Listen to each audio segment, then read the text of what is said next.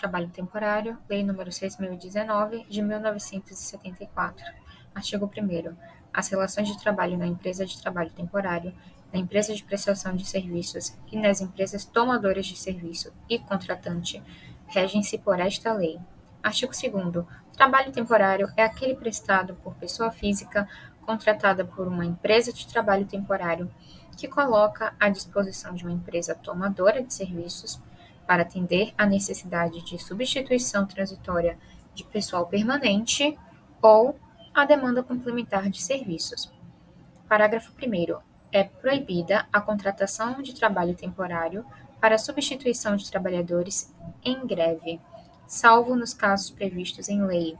São 2 os casos previstos em lei em que é possível contratar trabalhadores substitutos durante a greve.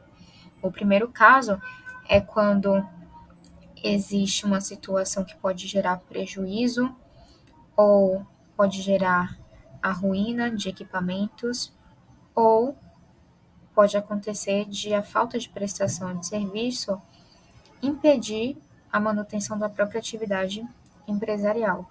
Nesses casos, é possível contratar trabalhadores substitutos durante a greve. E também quando já existe um acordo ou sentença normativa e o trabalhador desrespeita esse acordo e continua sem trabalhar. Nesse caso, é possível contratar o trabalhador substituto, inclusive por meio do contrato de trabalho temporário, da Lei 6.019. Parágrafo 2º do artigo 2º, considera-se complementar a demanda de serviços que seja oriunda de fatores imprevisíveis, ou, quando decorrente de fatores previsíveis, tem a natureza intermitente, periódica ou sazonal. É importante que a gente conheça o decreto 10.854, que no capítulo 10 vai tratar do trabalho temporário e vai explicar algumas situações que não ficam muito claras na Lei 6.019. Artigo 41 do Decreto 10.854. Considera-se trabalho temporário, nos termos do disposto na Lei 6.019 de 74, aquele prestado por pessoa natural, contratada por empresa de trabalho temporário, que coloca à disposição de empresa tomadora de serviços ou cliente para atender à necessidade de substituição transitória de pessoal permanente ou a demanda complementar de serviços. Artigo 42 do decreto, o trabalho temporário não se confunde com a prestação de serviços a terceiros de que trata a Lei 6.019. Artigo 43. Para fins do disposto neste capítulo, considera-se empresa de trabalho temporário a pessoa jurídica devidamente registrada no Ministério do Trabalho e Previdência, responsável pela colocação de trabalhadores temporários à disposição de outras empresas, que serão chamadas de tomadores de serviço, ou de clientes, que deles necessite temporariamente. Inciso 2º, empresa tomadora de serviços ou cliente é a pessoa jurídica ou entidade a ela equiparada que, em decorrência de necessidade de substituição transitória de pessoal permanente ou de demanda complementar de serviços, celebre contratos de prestação de serviços de colocação à disposição de trabalhadores temporários com empresa de trabalho temporário. Inciso 3º, trabalhador temporário é a pessoa natural, contratada por empresa de trabalho temporário, colocada à disposição de empresa tomadora de serviço ou cliente, destinada a atender a necessidade de substituição transitória de pessoal permanente ou a demanda complementar de serviços. Demanda complementar de serviços é a demanda proveniente de fatores imprevisíveis, ou, quando decorrente de fatores previsíveis que têm a natureza intermitente, periódica ou sazonal. Substituição transitória de pessoal permanente é a substituição de trabalhador que é permanente da empresa tomadora de serviços, ou trabalhador permanente do cliente, e está afastado por motivo de suspensão ou interrupção do contrato de trabalho, como férias, licenças ou outros afastamentos previstos em lei. Então, se a questão falar que o trabalhador saiu de férias e outro foi contratado e perguntar que tipo de contrato pode ser esse, é o contrato de trabalho temporário. Contrato individual de trabalho temporário é o contrato de trabalho individual escrito, celebrado entre o trabalhador e a empresa de trabalho temporário. Tem que ser escrito. Contrato de prestação de serviços de colocação à disposição de trabalhador temporário é o contrato escrito celebrado entre a empresa de trabalho temporário e a empresa tomadora de serviço, ou seja, o contrato é entre as PJs. O nome desse contrato é de prestação de serviço de colocação à disposição de trabalhador temporário. Parágrafo único. Não se considera demanda complementar de serviços as demandas contínuas ou permanentes e as decorrentes da abertura de filiais. Já havia informativo do TST desconsiderando, no caso, não reconhecendo como trabalho temporário a contratação de mais de 1.000 empregados por empresas de telemarketing. Não era uma demanda esporádica, era uma demanda contínua e permanente. Então, não pode ser feito o contrato de trabalho temporário nesse caso. E também o decreto nos mostra que também não pode ser em caso de abertura de filiais. A empresa está expandindo os negócios e aí não tem empregado suficiente, e aí celebra o contrato de trabalho temporário? Não pode. Voltando para a Lei 6.019, temos no artigo 3º a disposição de que é reconhecida a atividade da empresa de trabalho temporário que passa a integrar o plano básico do enquadramento sindical, a que se refere o artigo 577 da Consolidação das Leis do Trabalho. Artigo 4º. Empresa de trabalho temporário é a pessoa jurídica devidamente registrada no Ministério do Trabalho, responsável pela colocação de trabalhadores à disposição de outras empresas temporariamente. Artigo 4º-A. Considera-se prestação de serviços a terceiros a transferência feita pela contratante da execução de quaisquer de suas atividades, inclusive sua atividade principal, à pessoa jurídica de direito privado prestadora de serviços, que possua capacidade econômica compatível com a sua execução. Parágrafo 1º. A empresa prestadora de serviços contrata, remunera e dirige o trabalho realizado por seus trabalhadores, ou subcontrata outras empresas para a realização desses serviços.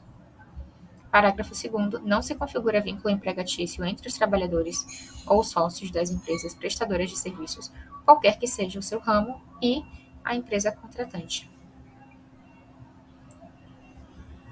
Artigo 4º-B. São requisitos para o funcionamento da empresa de prestação de serviços a terceiros: a prova da inscrição no CNPJ, o registro na junta comercial, capital social compatível com o número de empregados, observados os parâmetros de capital mínimo de 10.000, se tiver até 10 empregados, capital mínimo de 25.000, se tiver mais de 10 até 20, capital mínimo de 45.000, se tiver mais de 20 até 50. Capital de 100.000, se tiver mais de 50 e até 100 empregados. E capital mínimo de R$ 250.000, se a empresa tiver mais de 100 empregados. Artigo 4º-C.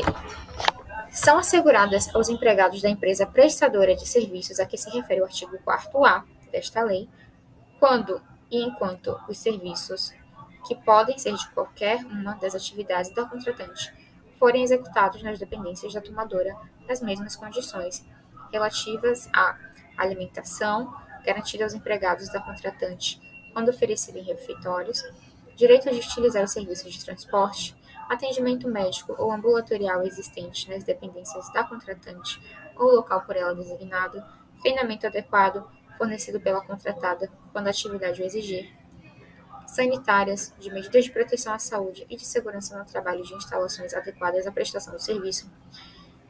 Parágrafo 1º. Contratante e contratada poderão estabelecer, se assim entenderem, que os empregados da contratada farão jus a salário equivalente ao pago aos empregados da contratante, além de outros direitos não previstos neste artigo.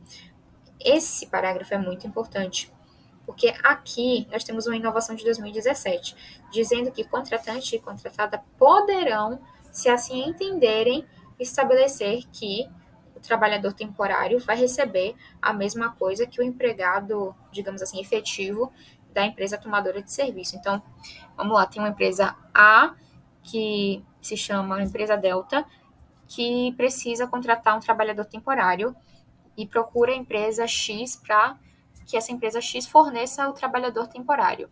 Então, a empresa Delta celebra um contrato com a empresa X e o trabalhador temporário vai trabalhar na Delta. A inovação aqui é a seguinte: esse trabalhador temporário, ele não vai necessariamente precisar ganhar o mesmo salário que o trabalhador normal da empresa Delta. Antigamente era diferente, antigamente tinha que receber sim o mesmo salário, mas com a Lei 3.467 houve essa mudança. Então, relendo, contratante e contratada poderão estabelecer, se assim entenderem, que os empregados da contratada farão jus a salário equivalente ao pago aos empregados da contratante. A contratante, no meu exemplo, é a empresa Delta, além de outros direitos não previstos neste artigo. Parágrafo 2º. Os contratos que impliquem mobilização de empregados da contratada em número igual ou superior a 20% dos empregados da contratante, a contratante poderá disponibilizar os empregados da contratada os serviços de alimentação e atendimento ambulatorial em outros locais apropriados e com igual padrão de atendimento, com vistas a manter o pleno funcionamento dos serviços existentes. Aqui é basicamente o seguinte: a empresa Delta precisou contratar mais de 20% de trabalho temporário. Então, digamos que ela tivesse ali 1.000 empregados normais e resolveu contratar 201 empregados temporários. Nesse caso, a lei autoriza que esses 201 empregados temporários recebam atendimento ambulatorial e comam, se alimentem em um espaço diferente do espaço padrão dos empregados daquela empresa Delta. Isso é permitido. Artigo 5º. Empresa tomadora de serviços é a pessoa jurídica ou entidade a ela equiparada que celebra contrato de prestação de trabalho temporário com a empresa definida no artigo 4º desta lei. A empresa tomadora de serviços, no meu exemplo, é a empresa Delta, que é a empresa que celebrou o contrato de prestação de trabalho temporário com a empresa X, que é quem vai fornecer o trabalhador temporário. Artigo 5A. Contratante é a pessoa física ou jurídica que celebra contrato com a empresa de prestação de serviços relacionados a quaisquer de suas atividades, inclusive sua atividade principal. Parágrafo 1º. É vedada à contratante a utilização dos trabalhadores em atividades distintas daquelas que foram objeto do contrato com a empresa prestadora de serviços. Parágrafo 2º. Os serviços contratados poderão ser executados nas instalações físicas da empresa contratante ou em outro local de comum acordo entre as partes. A empresa contratante aqui continua sendo a Delta, ok? Que é a empresa que tem esses 1.000 empregados e resolveu contratar 201 empregados temporários. O nome dessa empresa é empresa contratante ou empresa tomadora de serviço. Inclusive, aqui vale ressaltar que o contratante pode ser pessoa física ou jurídica. Então, essa definição aqui é importante, porque é diferente do conceito de empresa tomadora de serviço. Então, vamos prosseguir. Parágrafo 3º. É responsabilidade da contratante garantir as condições de segurança, higiene e salubridade dos trabalhadores quando o trabalho for realizado em suas dependências ou local previamente convencionado em contrato. Parágrafo 4º. A contratante poderá estender ao trabalhador da empresa de prestação de serviços o mesmo atendimento médico, ambulatorial e de refeição destinado aos seus empregados, existente nas dependências da contratante ou local por ela designado. Aqui está dizendo que, basicamente, a empresa Delta pode estender ao trabalhador temporário o mesmo serviço médico que a empresa Delta oferece aos seus empregados normais. Parágrafo 5º. A empresa contratante, a Delta, é subsidiariamente responsável pelas obrigações trabalhistas referentes ao período em que ocorrer a prestação de serviços e o recolhimento das contribuições previdenciárias observará o disposto no artigo 31 da Lei 8.212. Agora a gente vai para o Decreto 10.854, que nos diz, artigo 44, a empresa de trabalho temporário tem por finalidade a colocação de trabalhadores temporários à disposição de empresa tomadora de serviços ou cliente, que deles necessite temporariamente. Artigo 45. O pedido de registro da empresa de trabalho temporário, observadas as normas complementares estabelecidas em ato do Ministro de Estado e do Trabalho e Previdência, deverá ser instruído com os seguintes documentos: prova de constituição da PJ e registro na junta, na localidade em que a empresa tiver sede, prova de possuir capital social de no mínimo R$100.000. Aqui a gente já vê que o decreto já exige que o capital social seja de no mínimo R$100.000, enquanto a própria lei cria faixas dizendo que o capital social mínimo pode começar em R$10.000. No decreto já aumenta e já vai logo para 100.000, que é a faixa das empresas com mais de 50 e até 100 empregados. Então, essa é uma outra diferença.